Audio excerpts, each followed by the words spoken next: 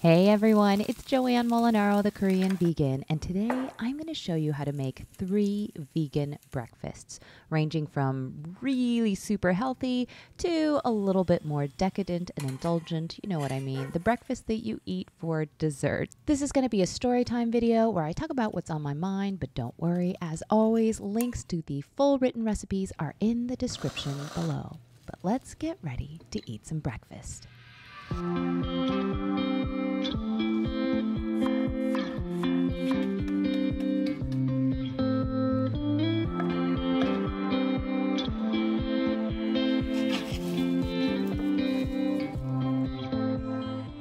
So the question that I often get asked is why I went vegan, and I posted a video earlier in the year addressing that question.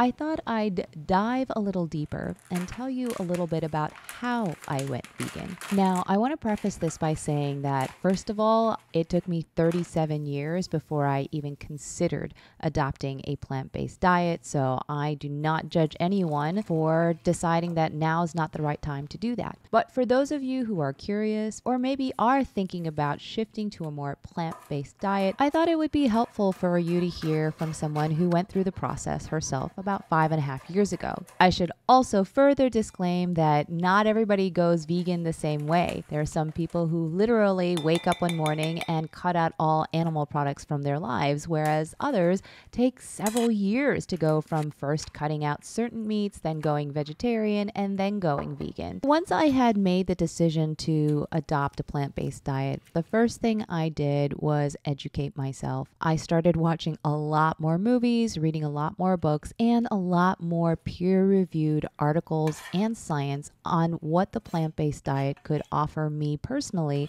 as well as the planet. As I've mentioned in the past, the reason that I went plant-based primarily was for my own health and the planet. The decision to go vegan came later. Animals didn't enter into the equation of my decision to adopt a plant-based diet or go vegan until after I had already been eating without animal products for some time. The reason I felt the need to educate myself was because I came at the plant-based diet as a total skeptic. I was a low-carb, paleo, Atkins, keto dieter for years and years. I thought that a plant-based diet was unhealthy. Anyone that ate that much carbs and fruit and all of those sugars couldn't be healthy. I thought that the keys to a healthy diet was low carb and high fat. As a lawyer, I also grew up being very skeptical of anything other than the best sources of information, you know, hearsay, right? So I went directly to the science.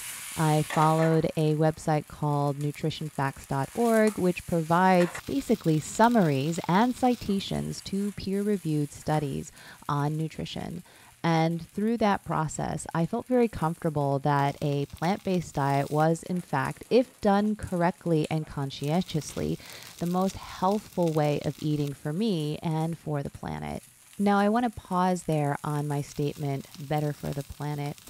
I believe there is sufficient scientific evidence that suggests that animal agriculture, factory farming contributes significantly to the destruction of our ecosystem. But so many people are ready to point the finger at something else as the main cause of climate crisis. And here's where I come out on that. Even if it's true that there isn't overwhelming and convincing evidence, there is at least some evidence that factory farming contributes to existential destruction. So why not do what little I can do, whether it's replacing my, regular ground beef burger with a Beyond Meat burger or drinking soy milk instead of drinking regular milk. If those are the small changes that I need to do in order to contribute what I can individually to saving our planet, it's sort of a no-brainer to me. Once I educated myself and felt comfortable with the data and my analysis of the information that I was consuming, then I made some really small commitments. The keys to making any big change in your life include identifying easily executable goals. Or put a different way, don't bite off more than you can chew. For me, my goal was to cut out meat for 2 weeks. That was it. I did not say, I'm going to go vegan for the rest of my life. I'm never going to eat meat again. No, my goal was much simpler.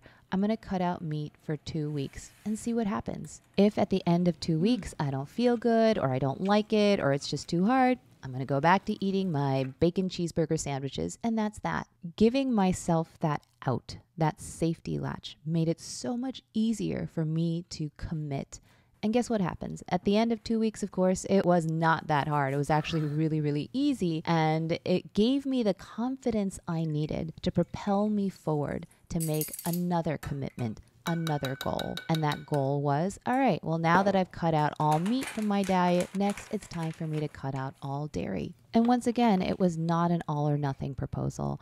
Cut out all dairy for 2 weeks and see what happens. If you can't stick with it, if it's too hard, then you can always go back to eating your cheese pizzas. But once again, I found that there were so many vegan cheeses out there that cutting out dairy, it wasn't that hard. So it was really easy for me to stick to it after the 2 week period. Again, because I was propelled by the confidence I gained by executing on this commitment I'd made to myself. The key to making big changes in your life is identifying small goals, ones that you know you can execute. Related to that was building in room for mistakes. I knew that I wasn't going to be a perfect vegan. In fact, there's really no such thing as a perfect vegan. There were going to be missteps, whether it's one day, I just gotta have that cheese, or another day where somehow somebody gets my order wrong and sneaks in a little bit of cheese or a little bit of dairy into my what I thought was a vegan meal. And if I kind of beat myself up about that or got too hard on myself, I knew that this whole thing would just fall apart. Life is full of error and setbacks and failure. And part of making changes in your life includes building in room for those mistakes and errors, forgiving yourself as necessary, and in some cases, forgiving the waiter who gets you the wrong dish. So plan ahead. There will be mistakes and there will be failure, and that's totally okay. You're allowed to fail. Planning for those failures is what's going to set you apart and really allow you to grow and make that change in your life. The next big key to making a big transition or shift in your life is habit. I'm a big believer in small habits. So one of the first things we did when we went vegan, my husband and I started eating completely plant-based. We replaced our breakfast, which had typically consisted of an omelet, with almond butter toast. We would have whole wheat bread with almond butter and some fresh fruit. It was so delicious. And it was so important that we eat that same thing every day, because somehow it really hit the reset button from whatever we did the day before. We knew we started the day off not just with a very healthy and balanced breakfast, but with a really, really delicious one that we looked forward to. Now, that almond butter toast was always accompanied by my husband's mocha latte. So it was made with a plant-based chocolate milk, a shot of espresso, and it was absolutely delicious. I gotta tell you, we had that same breakfast for 4 years. 4 years. Even when we went out traveling and we stayed at hotels, we would order whatever version of that we could. If it meant that we had to switch out our almond butter for peanut butter, fine. But it was always whole wheat toast. And starting that day with that breakfast ritual really helped us to stay sort of committed and focused on our goal of radically changing our lives. These small habits will not only help you identify your path, it will provide you with comfort on that path. The next big key to going vegan for me was replacing and not restricting. So many people view a vegan, quote, diet or plant-based diet as a big old restrictive diet. In fact, my therapist, who I'd been seeing for my disordered eating issues, was very nervous when I told her that I was going to go vegan, because she thought of it as yet another pretext for my restrictive eating habits. And I don't blame her. But I created the Korean Vegan, at least in part, to show people, no, I'm not going to be restricting. I'm simply going to be replacing. When you start to crowd your plate with all the different foods that you can eat, instead of thinking of taking things away from that plate, it becomes so much easier to enjoy eating again. And now with all the vegan options out there, like vegan puff pastry, it really is simply about trading in your regular butter for vegan butter, trading in your regular whipped cream for vegan whipped cream, and in the case of the Korean vegan, trading in my regular fishy sauce kimchi with my vegan non-fishy sauce kimchi, which in my mind tastes just as good. And finally, community. When I went vegan, participating in the vegan community was a really big deal for me. And in some sense, creating my own community with the Korean vegan has been the most life-altering experience I could never have imagined. Not only does this community keep me accountable, like you ain't never gonna see me eating fish on one of these YouTube videos, it also helps me feel supported. It helps me feel like I'm doing something purposeful. I've got a mission here. That mission isn't to make everyone go vegan. No, my mission is a lot more humble than that. I just want people to have a little bit more compassion in their lives. I feel like so many times people poo-poo compassion. Oh, the empath, you're so weak, you're so sentimental, you cry too much. And I feel that's so backwards. Compassion is the strongest aspect of any human being's personhood. It's the thing that causes us to do things that are brave and courageous and vulnerable because we believe in what is right. And that is what the Korean vegan is about. It's about showing compassion to the world around you, but also being compassionate to yourself. That is what going vegan did for me. It clarified my life's purpose, and I am so grateful.